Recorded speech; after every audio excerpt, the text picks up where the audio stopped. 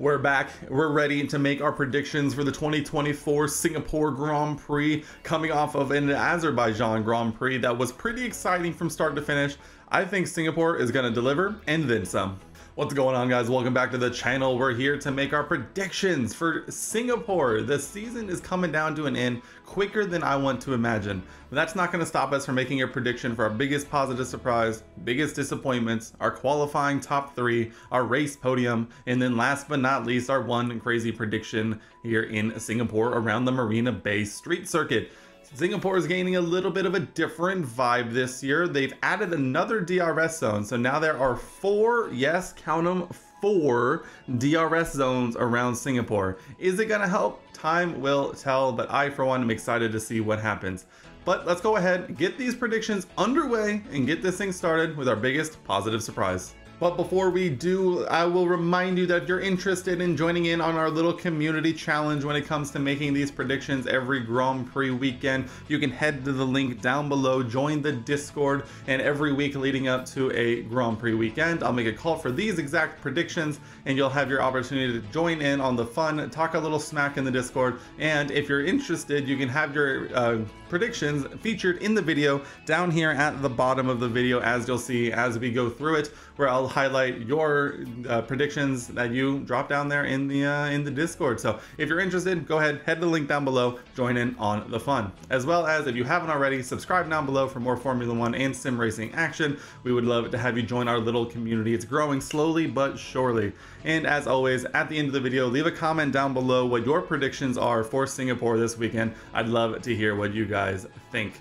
But let's go ahead and get this party started with our biggest positive surprise, and I am going for Carlos Sainz this weekend. Not only did Carlos have a very solid race in Baku that was ultimately decided by a bit of a finale collision coming together with Checo Perez that ultimately proves that two cars very rarely goes into one position, and while the quantum mechanics do suppose that two objects could phase through each other, this was not the time for that to happen, and ultimately their races ended. I think Carlos is going to bounce back very strongly in Singapore. We obviously saw him have a very strong race last year, getting a win in Singapore, and actually has been performing very well in Singapore in this era of F1 cars. So I think Carlos is going to bounce back, and I think we're actually going to see him kind of take a step forward like we have Charles the last few rounds, and I think we're going to see Carlos's turn to really step up and lead Ferrari to a very solid result around Singapore. Let's move things right along to our biggest disappointment, and this one is a name I haven't said for a while in either of these categories, but I think we could see some potential fireworks with them in this weekend's race weekend. I've gone for Fernando Alonso, who has had some horrific luck around Singapore, and it just really goes to show that sometimes it's just not your track. And I think we could see something particularly similar happen this weekend in Singapore. Not only that, but Aston Martin, I almost said Alpine. Aston Martin has kind of been all over the place. Now, well, we did see Fernando have a very good finish in Baku, I believe finishing in P6 in that one. I think it's definitely a case of Baku versus Singapore getting two free positions thanks to two DNFs on like the fast two laps, versus a track that has not treated him very kindly, both while he was still at Alpine and last year while he was at Aston Martin. And so I think this is just going to be a circuit that I don't know if Aston Martin is truly going to be able to perform at, and I'm very interested to see if he can beat the allegations, but at the same time, I think someone needs to take the hit this week, and Fernando, if anything, is one to beat the allegations, but at the same time, his luck has just never been with him over the course of his career, and I think this weekend could be pretty similar. Let's move quickly on to our qualifying top three. We'll begin with P3, and I have gone for the Papaya McLaren of Oscar Piastri. Now, Oscar has been absolutely flying over the last few Grand Prix weekends. He got a win in Baku, a very well-deserved win with a chef's kiss of a move down the inside of Charles Leclerc into turn one, and ultimately was able to do just enough to hold off the charge from the Ferrari to take his second win in as many seasons as in F1. It was a very well done race there, Oscar, and I think he's going to continue it again with another fabulous qualifying performance starting in the top three, but this time I'm predicting second row. Moving on to P2 in qualifying, I've gone for the chili pepper himself, the smooth operator, Carlos Sainz. I think Carlos, kind of like I talked about with the, in our biggest positive surprise section, I think Carlos just does very well around Singapore, especially in these cars. And I think he's going to perform very well, to the point of a front row start is definitely not out of the question in my mind. And while we haven't seen that raw qualifying pace out of him recently, I think Singapore just might speak to him quite a little bit differently than the likes of Azerbaijan or Monza ever since Ferrari brought these upgrades. And so we'll see how the upgrades perform around Singapore, but at the same time, I have a good feeling about Carlos this weekend, and so P2 feels like the perfect place for him to go.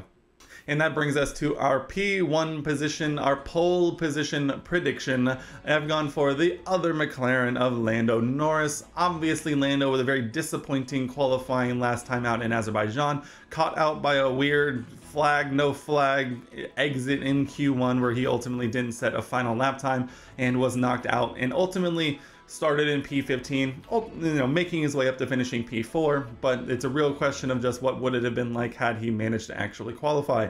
I think this is going to be a type of race where we see what actually would happen if he were to qualify. Lando has been driving very, very well in a car that is definitely by far and away the best car on the grid, and I think he's going to want to bounce back from a performance like that in Azerbaijan with an even better performance in Singapore. That's going to involve getting into Q3, putting it on pole position, and maybe more. Who's to say? Let's move on to it. Sunday, the race podium. Let's start in P3, and I'm sticking with Carlos Sainz finishing on the podium in this one through no fault of his own. As we go through the rest of this top three, I think Carlos is on for a very strong weekend. I'm kind of putting all of my chips in his corner, and I think he's going to deliver, and I really don't have any reason to think otherwise. He's been very, very quick and just very caught out by an unlucky moment of strategy in Monza and a very unlucky moment with Sergio Perez in Azerbaijan, where he was charging through and potentially on for another podium in Azerbaijan as well. And so I think he's going to follow it up once again. These Ferrari upgrades seem to be working. Like I said, we'll find out if these upgrades are going to work in most circuits, with Singapore being very different than Azerbaijan and Monza. So we'll find out, but Carlos, you're my pick for third position on the podium. Moving on to my pick for P2 in this one, I have gone for the Australian Oscar Piastri. I think this is definitely another one of those races where a track position and strategy are what Singapore is basically all about, and who can just put in the lap times to get it done. I think McLaren is going to be far and away the best car on the grid, as they have been for the last few races. And I think when it comes down to track position, I think it's going to be enough to hold his own and even move past Carlos over the course of the race, with the McLaren just being that much better. And we'll find out exactly how it happens, whether it be through strategy or raw pace, potentially overtaking at the beginning of the race. We'll find out. But Oscar, you're my pick for P2. And then obviously that leaves us with one position left, our race winner. And I think it's going to be Lando Norris. I know a very short list of names so far in this predictions video, but it just has the feelings of one of those types of races. And I know that we're going to mix it up a little bit. And Singapore has a history of some crazy incidents. I believe it has a 100% safety car probability. I mean, there's been a safety car every year the race has been held, I believe. And so this definitely could get shaken up one way or another, but I feel like those sorts of complications normally happen further down the grid, and I think the top three may just escape the carnage, but if not, we will definitely be up for an interesting race. So there you have it, our race podium of a Carlos Sainz, Oscar Piastri, and Lando Norris winner. What do you think? Let me know down in the comment section below. All right, let's round things out with our one crazy prediction. And for this week, I've gone for something very unorthodox that has not happened actually for a while this season. My one crazy prediction is that one Red Bull finishes outside the points without DNFing. That's right, I am predicting a Red Bull outside the top 10 on pure pace alone. We saw last year that even last year, with an OP car like they had last year, they still managed to struggle around Singapore, and I think we could see something very similar happen this year, especially after it's come out that basically they've been on a design and car building trajectory so far off of what they were planning on, and their car has really just fallen off a cliff. And I think if it was that bad last year with a very overpowered car, imagine what it'll be like this year now that they've fallen back into the clutches of the pack. So I think we'll see one Red Bull outside the points. That one might be a big controversial, as even though their car has fallen off, they've still finished well inside the points most races in the back half of this season. So I think this could be the first time we see a Red Bull truly struggle and fall back into the clutches of the midfield. But guys, that is going to wrap up our predictions video for this one in the Singapore Grand Prix. Let me know what you think of my predictions down in the comment section below, as well as leave your predictions for what you think is going to happen this weekend. I'd love to read your predictions and see who can get it just right. We saw the highest scoring week of the year so far with British, one community member who managed to score 7 points last week, who well and truly shattered the previous record, which I believe was maybe 5.5. So if you think you can beat them, leave your predictions down in the comment section below and see how you do. That is going to wrap it up for me here in this one, guys. I hope you enjoy the Grand Prix weekend. I know I'm going to. We'll be back after it's all said and done to talk about what happened during the race. As always, there'll be some sim racing content mixed in before then. That's going to wrap it up for me here, guys. I hope you enjoyed the video. Leave a like rating if you did. It'll really help me out. Check out some of the other videos on the channel if you're interested as well. But that's going to wrap it up for me here, guys. And I'll see you in the next one.